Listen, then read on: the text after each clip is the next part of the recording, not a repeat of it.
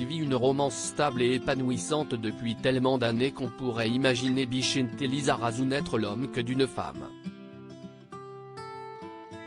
Depuis 2006, très précisément, le footballeur compte fleurette auprès de Claire Keim, qu'il n'a jamais épousée, mais avec qui il a eu une adorable petite Weina en 2008. Il avait rencontré la chanteuse alors qu'il s'était reconverti en consultant, pour TF1, et qu'il l'avait croisée lors d'un concert de la troupe Les Enfoirés.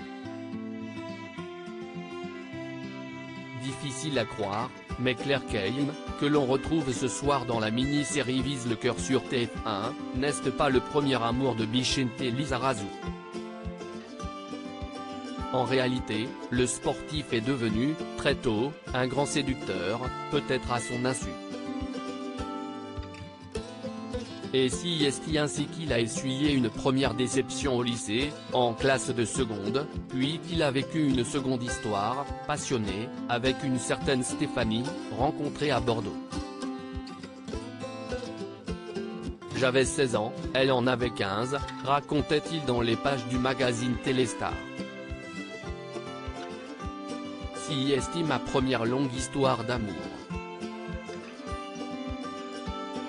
Chimista est né de cette union 9 ans plus tard.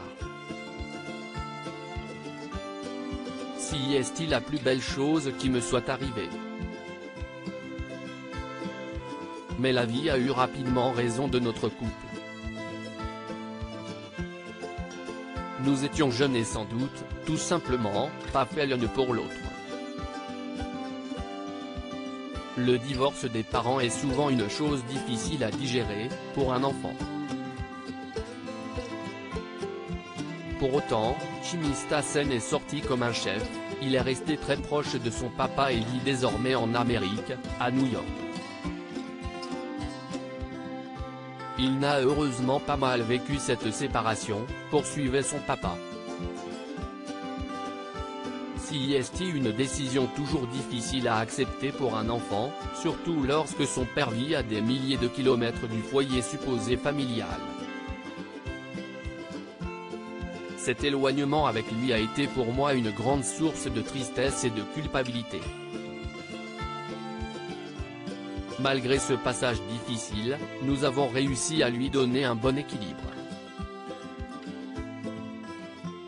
Si est là l'essentiel. Depuis son passage dans Les Enfoirés, Bichinté Lizarazu comprend bien que son destin était de croiser Claire Keim. Il avait, pourtant, déjà trouvé l'amour grâce au spectacle de la troupe puisqu'il avait eu un coup de foudre en plein concert, en 1998, pour Elsa Launegini.